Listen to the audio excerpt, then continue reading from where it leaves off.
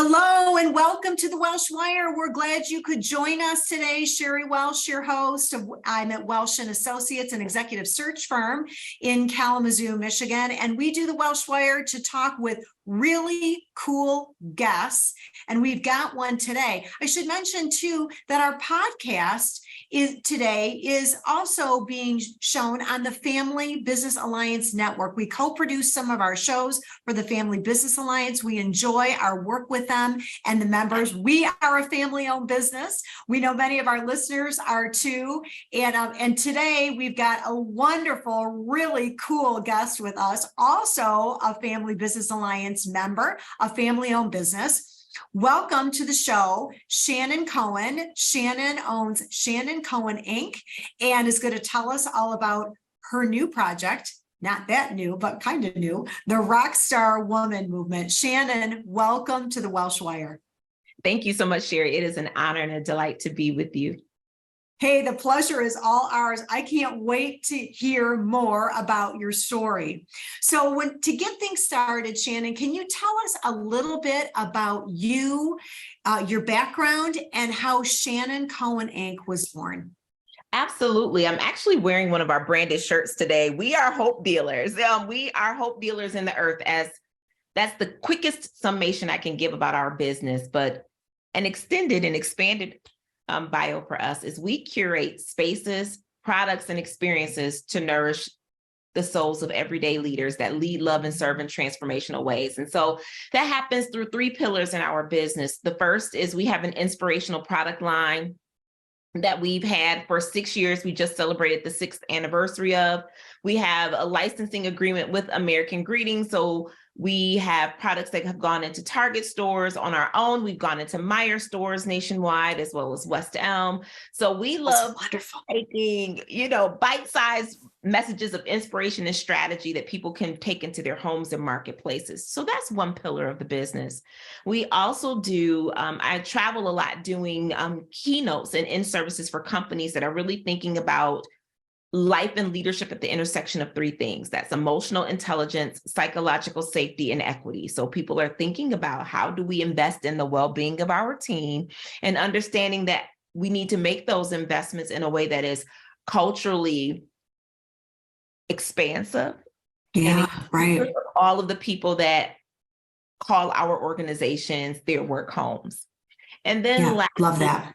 Our newest initiative, which you said newest, it's about 5, we're turning 5 this year, is the Rockstar Woman Movement. So it started as an epic annual one-day event designed to bring together women who lead, love, and serve in transformational ways, and to pour into them with the same intensity that they often lead, love, and serve at home, in their marketplaces, and in civic spaces. Oh, wonderful. So much to unpack in your story there. Tell us, how many years have you been in business now with Shannon Cohen, Inc.? So I love that question. I started, and I can remember because I started my business initially. Our first iteration was when I was finishing graduate school and we were getting married. My husband and I were getting married, and I was like, hey, in addition to saying I do to this business idea. And he said yes. And so we are celebrating. I want to do. Yes, a lot of I do in 2009. So coming up on 14 years of I do and 14 years of we did, and jumping into entrepreneurship. That is wonderful. Wonderful. And you know what? You and I have some things in common too. As we were chatting about backgrounds, I learned that your grandfather had a family business, but it was not succeeded to the next generation. My grandfather had a business too. And if I remember correctly, the business was in Detroit. It was. Both of my grandparents owned an auto collision shop, and it wasn't their first business. It was their reimagined business. So you have to imagine, my mother was in her 40s. Their children were well out of the home. They were grandparents at the time, and it was an opportunity for them to launch a dream of their heart. And so they both launched an auto collision shop on the west side of the city of Detroit and used their business for social good. And I grew up as the unpaid apprentice in the business. And so I watched my grandparents employ people that were deemed unemployable, specifically men that left the community as teenagers and young men, fought in Vietnam, were impacted by Agent Orange and came back and were deemed unemployable. And then they also employed people that were part of the Great Migration, specifically Black Americans that were migrating from the South North looking for improved opportunities.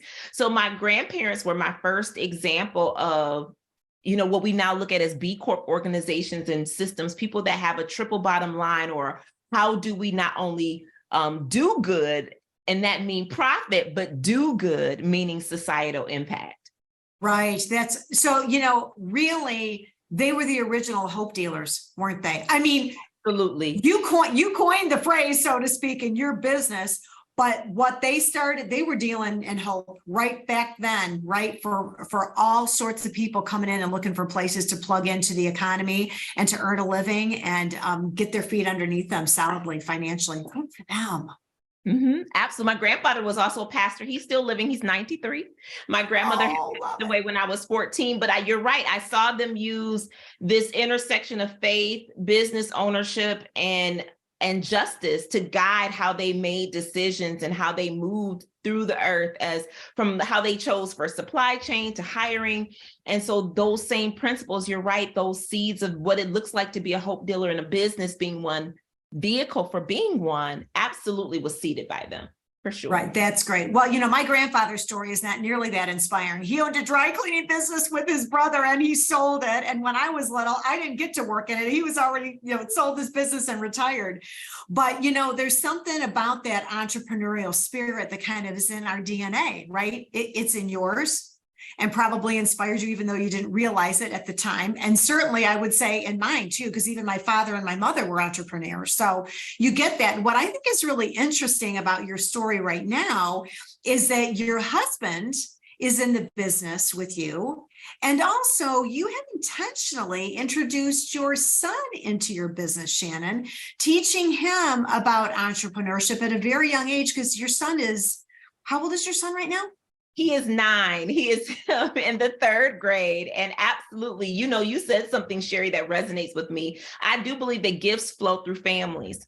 And to see that lineage connection to entrepreneurship is really critical. I think it's one of the reasons why one of the motivations for us to be members of the Family Business Alliance is because while my grandparents owned that business and they operated it for about 15 years, there was never a conversation around succession. I don't think any of their children, you know, wanted to inherit the business. After all, their children were in their late 30s to early 40s when they launched.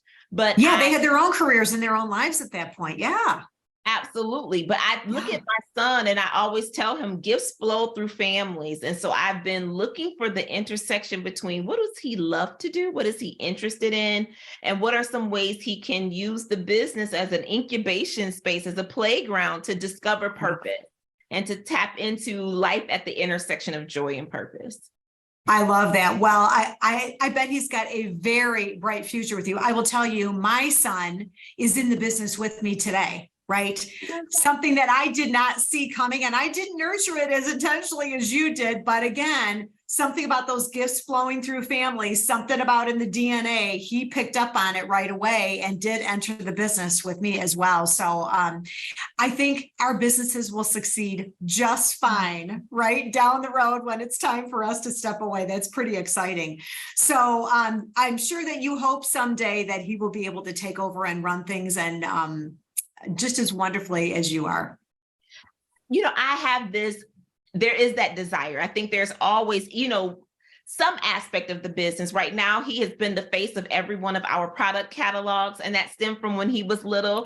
He was my first model, unintentionally so, but people love him. So we call him our chief marketing officer. When I do a video versus when he does a video, visibility is way different. And so I'm really excited for him to explore and discover. I think we get glimpses of purpose when we're children, and gift to be able to have a business where he can, you know, it's an incubator for his innovation. And for young people, we do a paid apprenticeship for young girls that are between 6th to 12th grade, specifically focusing on Black and brown girls, because I had my first business idea at the age of 12, and my mother was an angel investor. So I think that we, as business owners, we get the opportunity to use our businesses to do good.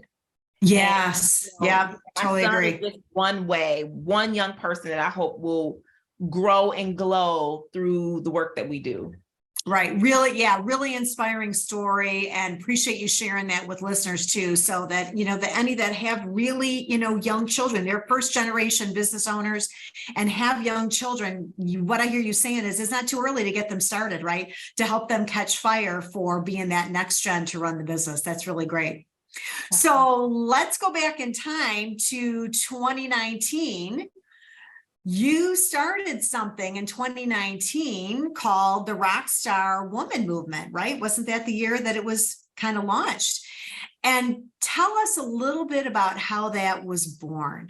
Yes, Sheri. It started as a brunch before it's evolved into a movement. But that movement was really born out of a unique unrest. I was, I was going to women's networking events as a business owner and found myself frustrated when I would look around the room at women, but yet all of the vendors, the supply chain for women's events would be all men, or they would only be white women-owned businesses. And I'm like, but there's this, we are this pluralistic space. Why doesn't that look reflected in, supply chain? The gifts were boring. I didn't need another silicone stress ball or another blank tote with, just the vendor logo. I wanted swag that would be inspiring, that would keep the message of that moment Totally. long be after the event. And then I grew weary being the only person that looked like me in this space. We often don't think about, when I feel 100% comfortable in a room, who doesn't? And so I started to bundle all of this. And I've always been the person that said, I've always had a bet on her energy about my own ideas. And so I reached out to some friends. I was going to do an event at a really small bookstore locally, and thought, I'll put this unrest into doing something about it. And my friends said, Right. too small. So the first year we went to City Flats and we sold out. We had 211 women. It was multiracial, multi-ethnic, multi-generational. I said, we're on to something, and we've grown steadily. The next year, COVID happened. And so we had to switch to being virtual. Our event, I'll never forget the day the governor declared that we needed to shelter in place one day after I had met with the executive chef at the JW. And so we had to reimagine. And in reimagining, we went global. We had women that were coming from other states and other countries, and that has progressed. And so this year we're planning for 850 women to be with us this year. So I'm super excited about the evolution. Yeah, that is so exciting. And I think what's impressive too is not just the numbers, but the demographics, Shannon, because you shared some information with me, and maybe share that with our listeners too, about the demographics of the folks that attend, the women that attend this. And that's powerful, because if we think about it, relationship capital is just as poignant as fiscal capital. We want to build relationships, and we want to build them across discipline, across industry, across space, across lived identity and intersectional identities. And so that starts with design, how you design a space. So it's a reflection of my expertise around emotional intelligence, psychological safety, and equity. How do we design for belonging from the onset and make it fun? Right. Make it really fun. And so we've brought all of those elements together, and I'm just really excited. I don't see many rooms like what we've cultivated through the Rockstar Woman Movement. Right. No, I would agree with that. When I looked at your demographics, I thought the very same thing. And that's not easy to do. It really isn't easy to do, but you've done it well. You've done it with intentionality, and clearly it works. I mean, it's a room I can't wait to be a part of. I would have been part of it before, but I just heard about it. But I get to be part of it this year, and I'm really excited about that too. So you have seen really explosive growth over the past several years, which again is something you should be so proud of. You make it look really easy. You tell the story with such enthusiasm, but Shannon, we know that nothing good comes easy, right? There have got to have been some obstacles or challenges along the way.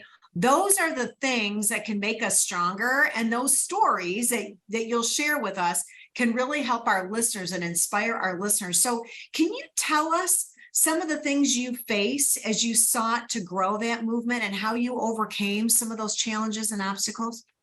Absolutely. Last year, outside of year one, was the first year we were able to have more people in the room than outside of the room. And that's a whole different thing. Completely different, because your first event, what did you tell me, was like 300 or something? Just shy of 300. And so then when you think about user experience, you think about user design. How do you design an experience that is dynamic for people that are viewing it, and, you know, as equally dynamic for people that are viewing it as those that are in the room? And yeah, so that is very challenging. Very challenging. Especially as people are starting to be over, you know, kind of virtual spaces and wanting to gather in real time together. So those were some of the, you know, it was like crisis, conundrum, and then, you know, reimagining possibilities that we've had to do over 3 out of the 5 years that we've been in existence. So multiple challenges for reinventing. So how do you get through that successfully? Because you did. What did you do uniquely to help you weather those challenges? I mean, was it just, did you pull a team around you? Did you just work to think different? I mean, what specifically did you do to get through all of those pivots? One of the things as I think about that question, Sheri, one of the unique elements that we introduced was a brunch box.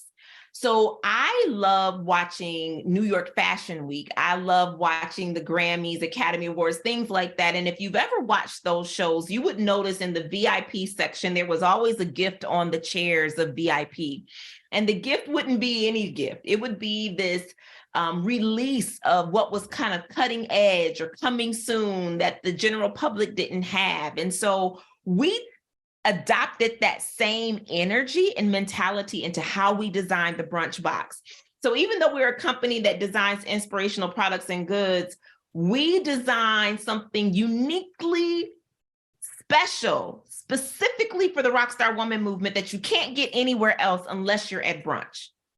So it became this, not only this coveted item, but this really critical movement and placemaking item. And one of our signature pieces is we always include apparel, this one-time apparel release in brunch box. So what happens is whenever you run into a woman that has, like last year's shirt was bet on her, we get messages and testimonials from women all the time. Like, I was in the airport and I was in California, and I saw a woman with her bet on her shirt. We were like, we both know one another. We're part of the same community. It was not only, you know, visually, it told our story and told the story of the brand, but it was a connector. It deepened that connective tissue between women who, you know, were in different places and spaces and didn't realize they were a part of the same community. And then it keeps our message going. So as people walk, I can't tell you how many requests we get for that bet on her shirt. And so that was one tool and one strategy that we activated to say, how do we make this work for us and not against us? And is that brunch box, is that something that whether you were in person or virtual? Everyone. Okay. Everyone gets Amsterdam, Bermuda, you know, and to Northern Michigan, everybody gets that same brunch box. So it becomes this synergy and this connective tissue within our community. I love that. What a great, great idea. For leaders that are inspired by your story, right? But like face their own challenges in building and scaling their dreams. And as you scaled Shannon Cohen to what it is today and the Rockstar Woman Movement into the movement that it is today, what advice would you share with leaders who are facing their own challenges? What's helped you as a hope dealer, right, to get through it? One of the things I maintain is an innovation folder. I think that every founder, every CEO, every difference maker, entrepreneur or entrepreneur needs an innovation folder, because we get these zany ideas, these sparks, these ahas all the time. And sometimes if we don't write them down or have some data repository, data tracking method that we use, we will forget.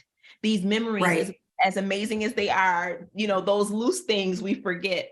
And so Yep. I've had the moments. I know. Yes, we know that, like, oh, and then we're trying to recall and get frustrated when we can't recall. So write it down, whether that's photo journaling, that's something that I do, whether you want to send yourself a voice memo, capture those ideas, because you will be surprised. Even if you can't activate today, that idea that you captured today may be the solution you need tomorrow. Totally. Yeah. So many things that we're activating in our business today that were ahas and sparks that we captured and put in our innovation folder years ago. Great tip. Great tip. Anything else that you would share with listeners that you would say, hey, this has really helped me out, and don't lose sight of this as you face challenges in your business? Something that you said just really triggered. I think that every founder needs a build squad. And there are people on your build squad that you have that are team members, contractors, employees, but you also need a build squad with fellow founders and CEOs. That's the magic I love about the Rockstar Woman community. About 83% of the women in that community either are entrepreneurs, are bi-occupational, meaning they're still working, 9 to 5 for someone else while they build, birth, or scale their own dream. Or many are entrepreneurs. They're in C-suite roles or senior leadership roles within systems. And so we all need a build squad. And I just encourage people, diversify your build squad. If everybody on your build squad looks like you, or they come from similar backgrounds, you're missing out on critical intellectual property, critical intellectual stimulation and creativity that may help open fresh ideas and fresh perspective. And so that's always my hope from brunch, is that women will get in this room, be able to build relationships. We don't do stuffy, we do unforgettable. So there's not that social awkwardness that's typically there, and they can cross-pollinate ideas with other difference makers that help them to activate aspirations and ambition and wellness goals that they have. Yeah, I love that. It's the old adage of iron sharpens iron, right? I mean, you got to get around other sharp people, and people, like you say, who think differently than you do, to help inform where you might go next. Absolutely. A couple of really great tips, right? Get a squad, get a solid squad that can help you out, and keep that folder and write things down so you don't forget. Great tips. So, before we go, we got to remind listeners, women leaders, of when the next Rockstar Woman Movement is happening, because it's coming up and you might want them to be a part of it. Would love for Welsh Wire difference makers to be a part of it. So the event is actually the 4th Sunday in September. So September 24th is from 1 to 3:30. We are having a virtual and in-person option. So if anyone is in West Michigan, we will be at the JW Marriott in Grand Rapids, but we always have a virtual option, and everybody gets a brunch box. But registration starts now. We are a small giants company, so we act early so that we can serve folks and wow folks with the level of excellence they're used to. So our group registration is active now. So there are companies that send their full teams: Hungerford Nichols, Mercantile Bank, OST, Open Systems Technologies, Amway. There are several companies that, Baxter Community Center, that say, we love coming. We see the impact that it has on our team, and they bring their entire teams. So that is open right now. And then individual single ticket sales go live on Friday, May 5th. Last year, we sold out in 12 days. So even with our group pre-sale, we are at 300 tickets are gone. So wow, fill up quickly. So if you've been listening and you're like, I need to be in the room, or even if you are not a female leader, but you're like, listen, I know that the women on my team need to be in the room, then please act quickly. Yeah. Okay. And so what is the website that we need to send them to, Shannon? It is rockstar-woman.com. Okay. And you said that will be open for registration on May. So for groups, tables of 10, that is active as we speak. Okay, currently. Ticket sales go live on Friday, May 5th. Okay, Friday, May 5th, or if you're hearing this in real time right now, probably when this launches, actually, everyone should be able to go on rockstar-woman.com.